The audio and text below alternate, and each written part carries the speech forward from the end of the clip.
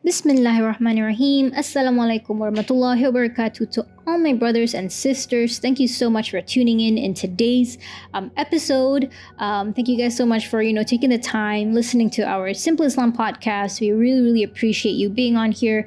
Whether you're going to work or returning from work, or you're going to class, returning from class, anything at all. If you're going to a destination, may Allah subhanahu wa ta'ala make it easy for you to reach your destination.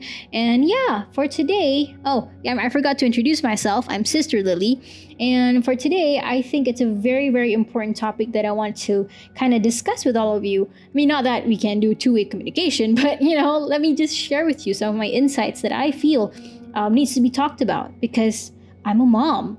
I am a daughter, I'm a mom, I'm a sister, I am a girl, I'm a woman. So I believe I speak on behalf of, some of the women out there who, I wouldn't say struggle, but they would I need some help.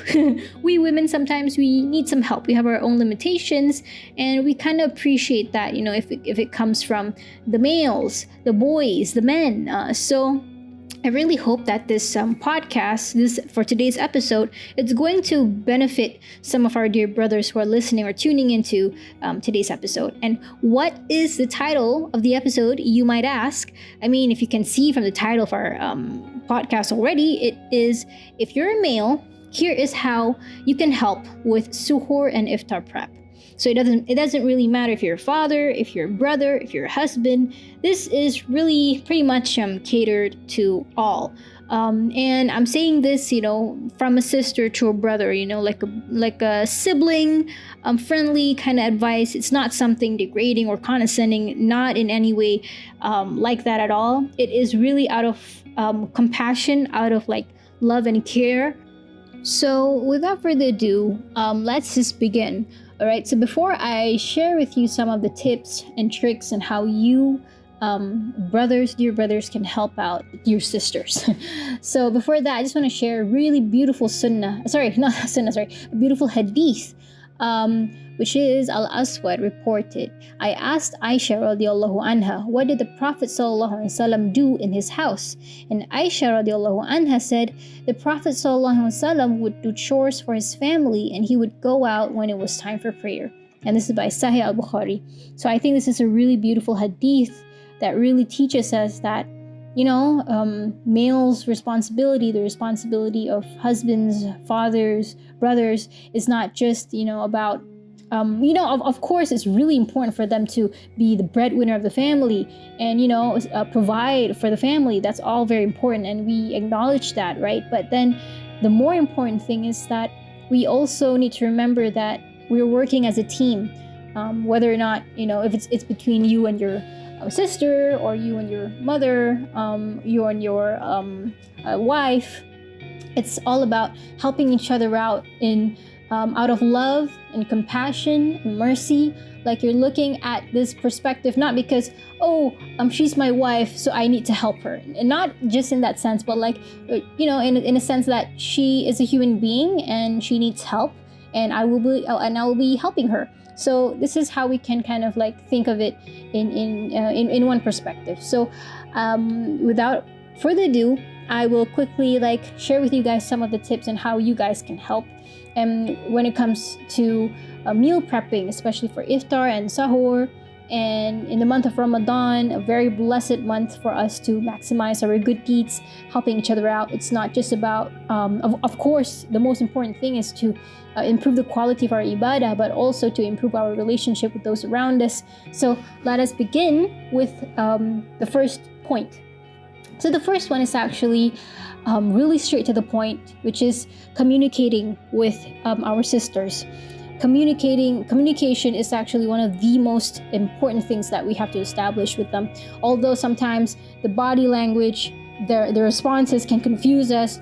You ask them, is there anything I can help with? And they're like, no, I don't want to help. I mean, I don't need help. It's okay. And then when we don't help them, they're all like, nobody helps me around the house. And then they'll be crying and sobbing. So this is actually a very normal occurrence, apparently. But sometimes it's just as easy as sitting down with them, asking if they need any help at all, Or perhaps you don't need to ask them what to help with.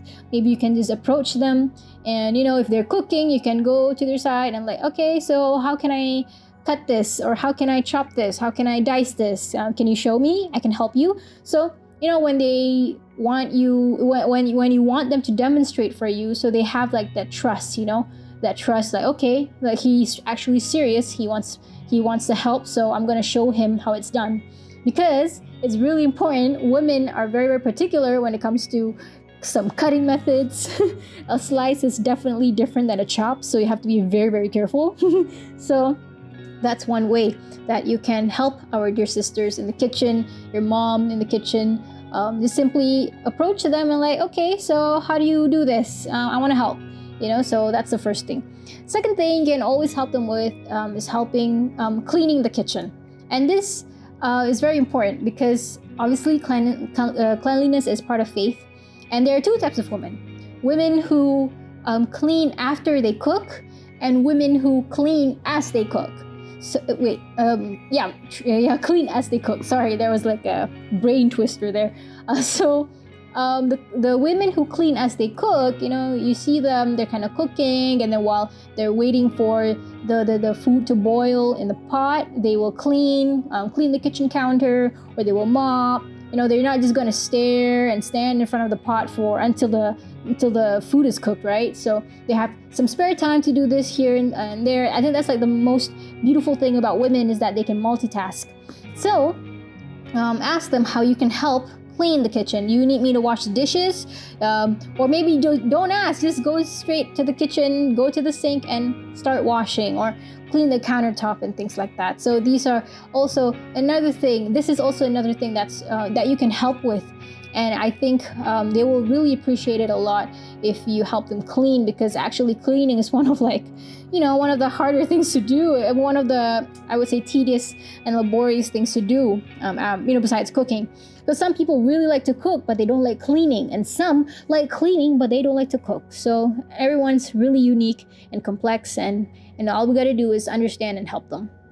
So the third one is you can always help them to buy groceries, because one of the most exhausting chores for women is actually to wear the hijab, face the horrors of the traffic, buy the groceries in crowded grocery stores. Like, nobody wants that. No woman wants that, especially when they're working. After work, they need to rush to the market, before iftar, and then they have to fight with people, and then it's just a whole lot of headache to buy groceries. So what you can do is you can offer to buy them groceries, ask them to give you a list of things, and then if you're not familiar with the ingredients, you can always Google them up, see how they look like, before you get stuck in the produce aisle for hours, trying to, differentiate which one is celery, which one is an asparagus. It's better to make your research first. So that's the third one. And the fourth one, it's actually quite common, and it's also like a meme somehow in the community. It's to store the leftovers in the fridge, and no, not in the pots, not in the pans, but in containers, and then you store them in the fridge. Because there's a running meme going, when women or wives ask their husbands to keep all the leftovers in the fridge, they would, keep the whole pot, keep the whole rice cooker inside. So that's actually kind of funny. I mean, we can understand that, because my brother has definitely done that once in a blue moon. I asked him to keep the leftovers in the fridge, and he's all like, okay, keeps the pot. So obviously what it means by keeping leftovers is, to transfer the leftovers in smaller containers or other containers that you can keep and store in the fridge. So that's what it means. Okay, so moving on. Fifth one is you can help the family, help your wife, your mom, your sister to set the table. So it really depends on the culture that you practice at home. Are you the type of family who, eats together, sits together, eat together, talk during dinner? Is that the thing that you do, or do you guys just do buffet style and sit in front of the TV and eat? And what is it? So if you guys are the type to sit in the dining room and eat together, so if you have that culture where you set tables before you serve food, you can help them to set the table. with the appropriate silverware, cutleries, plates, and all that good stuff. So this is also something that you can help with. And then number 6, you can spend time with your children if you have any. So this is for fathers, for husbands. If you have any children, you know that children love being with their moms. They love, getting attention from their mothers. And this is really, really okay. It's understandable because they're just kids. But what you can do to help them out is to distract those kids from disturbing or interrupting your wife or your mother's zen, your wife's zen. Yeah. So your wife is in the kitchen, already cooking, so she wants a peace of mind, and then sometimes the kids will run up to her and like, mom, every 2 seconds. Obviously, it's going to be a headache for for her. So what you can do is to distract them. Distract the kids, invite them to do something fun, something physical, something tiring. So, they drain all their energy doing all these fun activities, and when it's time to eat, they will finish their meals. So this is something that you can also do.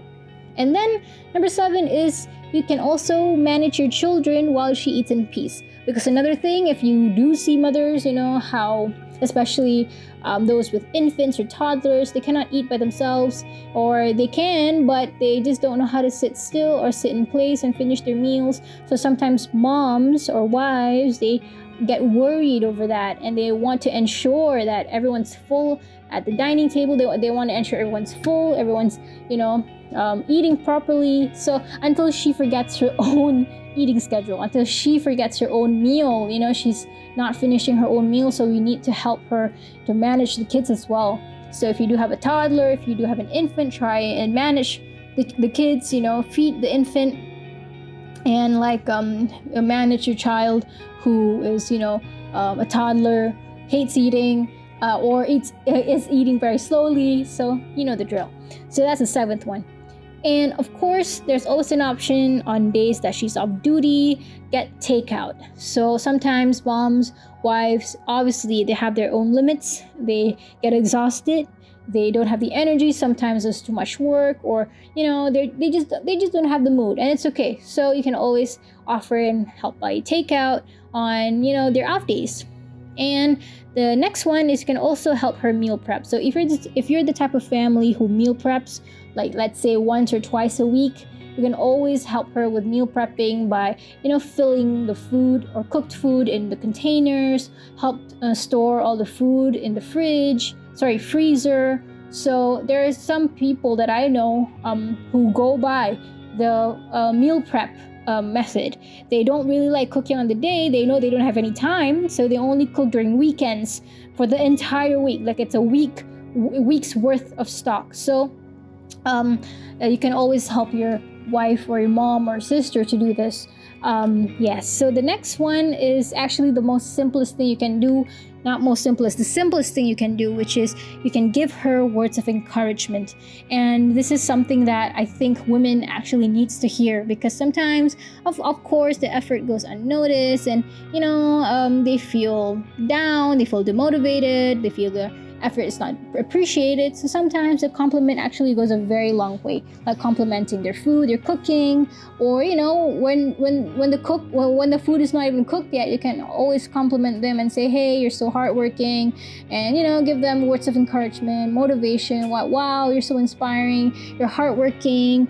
I'm pretty sure that the food that you cook is going to come out really good, really delicious, things like that, which is really simple but really gives a huge impact.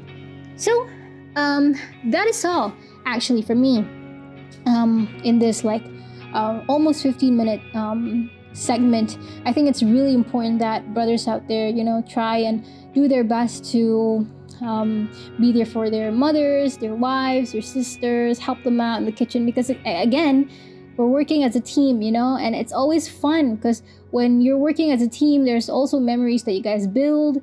It kind of strengthens the relationship between both of you in a way. So it's really great to do that, especially in this blessed month of Ramadan. So I really hope that you guys have a blessed Ramadan, and may Allah subhanahu wa ta'ala accept all of our good deeds, help us become the better versions of ourselves. And yes, thank you guys so much for listening, and until we see you again, inshallah. Assalamu alaikum warahmatullahi wabarakatuh.